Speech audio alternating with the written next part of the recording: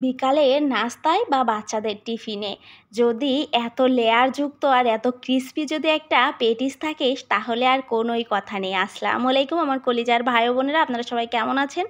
আল্লাহর রহমতে আমি অনেক ভালো আছি। আবার চলে আসলাম ব্লগে নতুন একটা ভিডিওতে নতুন একটা রেসিপির সাথে। আজকে শেয়ার করব আলুর পেটিস।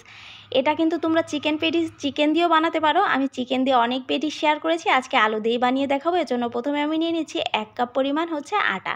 এখানে তোমরা ময়দা ব্যবহার করতে পারো। আর এখানে দিয়ে দিলাম 2 টেবিল চামচের মতো তেল, আর সেখানে দিয়ে দেবো সামান্য পরিমাণ লবণ। এবার এটাকে খুব ভালো করে ময়াম করে নিচ্ছি। এটাকে ময়াম করা হয়ে গেলে যখন হাতের ভিতর নিয়ে একটা এরকম দলা পেকে যাবে আর চাপ দিলেই ভেঙে যাবে, এ পর্যায়ে আমি এখানে অল্প অল্প করে পানি দিয়ে একটা সফট ডো তৈরি করে নেবো। ডোটা কিন্তু অনেকটা হার্ডও করবো না, অনেকটা সফটও করবো না, মিডিয়াম একটা ডো করে নিয়েছি। এবার সামান্য পরিমাণ তেল মেখে এটাকে আমি সাইডে রেখে দিচ্ছি। আর এবার ভিতরের পুরটা বানাবো।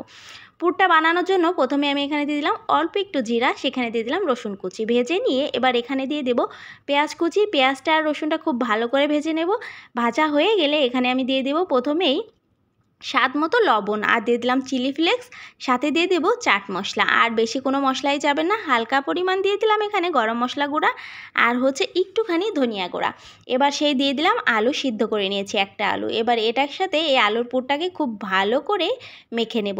মাখা হয়ে গেলে নামানোর আগে কাঁচামরিচ আর ধনিয়া পাতা কুচি দিয়ে নাড়িয়ে চাড়িয়ে নামিয়ে নিলেই হয়ে গেল আমার আলুর পুর। এটা কিন্তু খেতে জাস্ট অসাধারণ ছিল এই পুরটা। আর দেখবো যখন প্যান থেকে উঠে আসতেছে এ পর্যায়ে আমি এটাকে নামিয়ে নিচ্ছি। এবার চলে যাব যে খামিরটা মেখে রেখেছিলাম, খামিরটা অনেকটা সফট হয়ে গেছে। এবার খামিরটা থেকে আমি 5 ভাগে ভাগ করে নিয়েছি। 1 ভাগ নিয়ে একটা করে রুটি বানিয়ে নেব। আমি রুটিটা একেবারে পাতলা করেই বানিয়ে নিচ্ছি।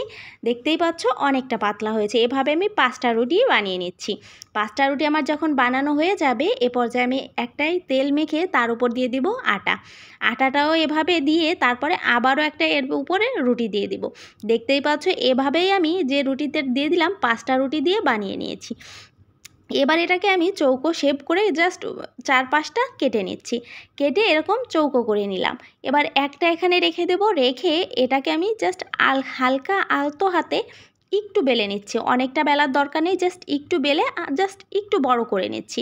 তোমরা চাইলে কিন্তু এটা হাত দিয়ে চেপে চেপেও বড় করে নিতে পারো। আমি বড় করে নিয়ে হয়ে গেছে। আর এটা কিন্তু পরোটার মতো মোটাই থাকবে, আর পাতলা করার কোনোই প্রয়োজন নেই।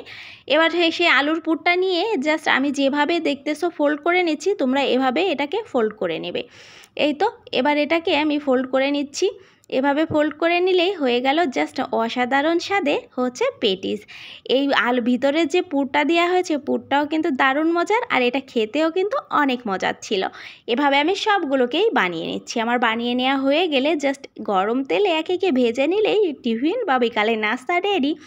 এটা আমি আমার মেয়ের টিফিনে দিয়েছিলাম, সে খেয়ে তো আমার প্রশংসায় পঞ্চমুখ। আম্মু এটা তুমি কোথা থেকে কিনেছো? আমি বলেছি না মা, আমি নিজেই বানিয়েছি। সে তো খুব মহা খুশি। আর এটার লেয়ারগুলো কি দারুণভাবে বোঝা যাচ্ছে, দেখেই বুঝতে পারতেছেন। আর এখানে যে 10টা লেয়ার হয়েছে আর এজন্যই বেশি ক্রিস্পি হয়েছে। দেখতেই পাচ্ছেন লেয়ারগুলো। অবশ্যই এভাবে বাসায় ট্রাই করবেন, যেহেতু হাতের কাছে আলু সবারই থাকে আর আটা তো আমাদের বাসায় থাকেই।